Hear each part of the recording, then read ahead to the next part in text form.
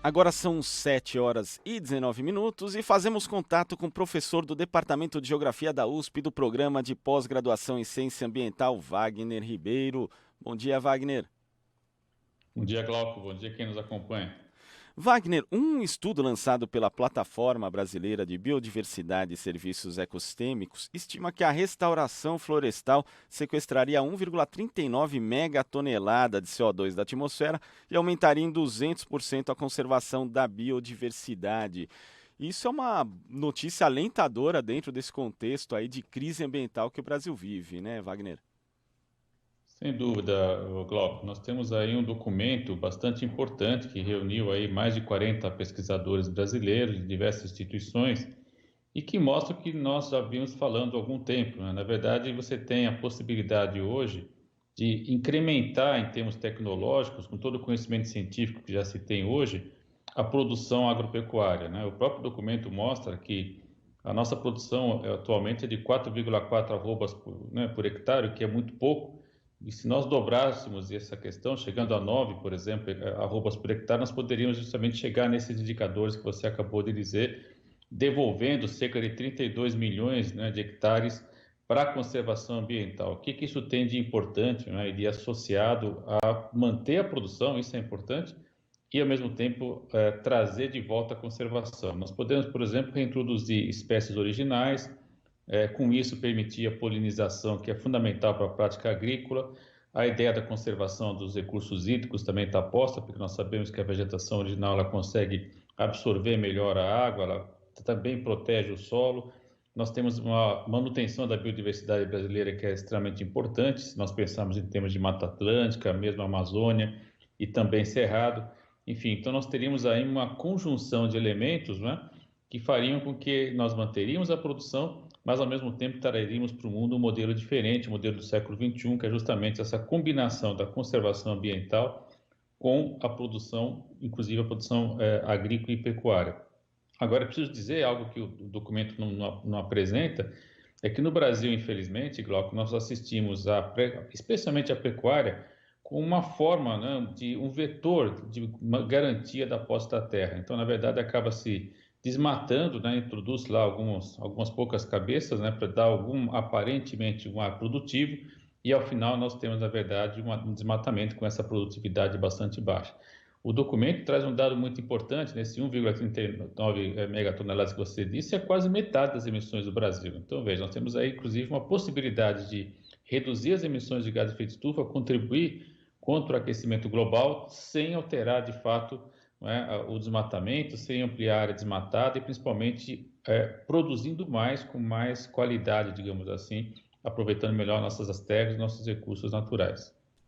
Agora, os autores também são 45 pesquisadores, né, de 25 instituições diferentes.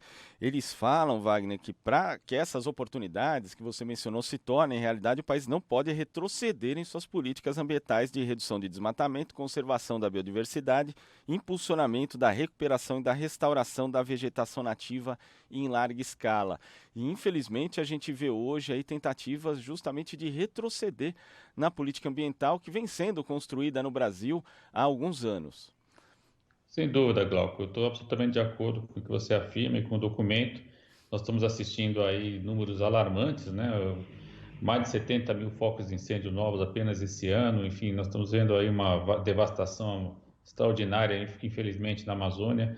Essa semana foi lá em Rio Branco, no Acre, que amanheceu completamente escura a cidade por conta de fuligem de fumaça, enfim. Então, nós estamos assistindo, sim, paulatinamente um desmonte, infelizmente, de todo um artefato, uma institucionalização da questão ambiental, que é bom que se diga, começou lá na ditadura militar e veio sempre num crescente, né? Nenhum governo ousou, digamos, destruir esse patrimônio ambiental brasileiro, que é de fato uma grande diferença que nós temos comparado aos demais países do mundo, né? O Brasil tem um país mega diverso, com água, com insolação, com uma vasta área, né? Então essa combinação associada à presença dos povos originários, é sempre bom lembrar disso, né?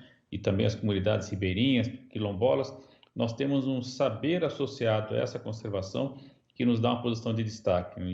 Infelizmente esse governo parece que não entende essa questão, e, ao contrário, né, está estimulando aí presença de atividade em terras indígenas, enfim, gerando pressão sobre unidades de conservação, quando nós estamos, na verdade, indo na contramão, por meio dessas ações do governo, aquilo que o século XXI preconiza, aquilo que esse próprio documento acaba de trazer, né, como um alento e como uma possibilidade. Veja, ninguém está falando contra a produção, ao contrário, mas é produzir de maneira inteligente, produzir com o conhecimento que já temos no Brasil hoje, para combinar essa produção com a conservação ambiental, ou seja, o paradigma do século XXI, em vez de ficar nesse paradigma de terra arrasada que a gente assistiu até recentemente e, infelizmente, esse governo tem estimulado.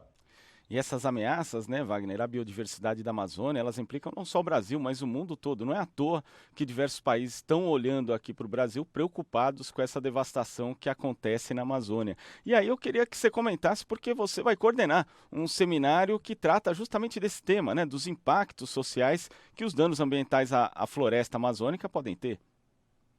Exato, Glauco. Nós vamos realizar esse seminário no próximo dia 2 de setembro. Eu aproveito para convidar todos, né, para prestigiar. Vai ser no Instituto de Estudos Avançados da USP, das 9 da manhã até as 12. Quem não puder comparecer também vai ter a transmissão ao vivo pelo IPTV. E esse seminário, Amazônia, Povos e Projetos, ele visa justamente, Glauco, trazer à discussão a importância da presença desses povos, das comunidades originárias, dos quilombolas, né? Das mulheres que atuam nesses locais, das mulheres indígenas, inclusive, a partir daquela expedição que nós realizamos, né, em maio ainda desse ano, foram quase 20 dias navegando pelo Rio Branco, Baixo Rio Branco, lá na divisa de Roraima com o Amazonas. Então, os colegas que estavam lá conosco estarão em São Paulo, né, no dia 2, para a gente poder justamente discutir e mostrar que a conservação ambiental passa pela manutenção desses modos de vida.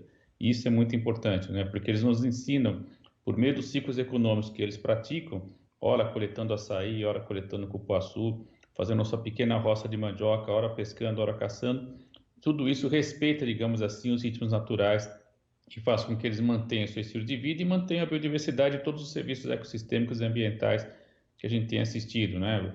A possibilidade de manutenção das chuvas que chegam até o sul-sudeste, a conservação do solo, a própria possibilidade de manter uma alternativa à reprodução da vida que nós temos hoje. Isso também é sempre muito bom, importante lembrar.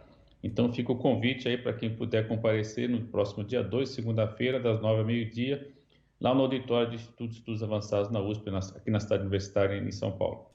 E como você mencionou, né, Wagner, os povos da floresta são os grandes protetores ali da vegetação nativa, tanto as comunidades indígenas, aqueles que vivem do extrativismo também, os ribeirinhas, os seringueiros. E quando a gente tem um desmonte de políticas de apoio, inclusive, para que essas populações possam sobreviver, você abre espaço justamente para o assédio, né, dos fazendeiros, da pecuária, desse pessoal que ainda vive de um modo destrutivo, modo predador da floresta em nome ali da sua atividade econômica. Muito bem lembrado, Glauco. Quando a gente analisa os números da conservação, né, a gente observa que as terras indígenas, por exemplo, elas têm um nível de devastação ambiental muito menor que as próprias unidades de conservação. Então, por quê? Porque esse estilo de vida que os povos indígenas adotam, né, ele é conservacionista, né? Ele permite a reprodução da vida sem ofender de maneira drástica, né, todos os ciclos biogeoquímicos que ocorrem na floresta. Isso é evidente, né, está posto porque eles estão lá nessas terras há centenas de anos e conseguem manter todos esses serviços ambientais, mantendo o seu próprio estilo de vida. Isso é muito importante, como você mesmo disse. E é, de fato, né, uma alternativa a esse modelo predador que a gente tem assistido agora. Agora, veja, nós podemos aprender com eles também como manejar algumas espécies, não é? Como manejar, enfim, situações, às vezes, de escassez, que o rio também tem seu ritmo próprio, então, hora ele está mais elevado, hora ele está mais baixo. Como viver com essa diversidade, com esses ritmos todos da natureza, eles nos podem ensinar muito, né? E foi que a gente teve chance de conhecer um pouquinho nessa expedição.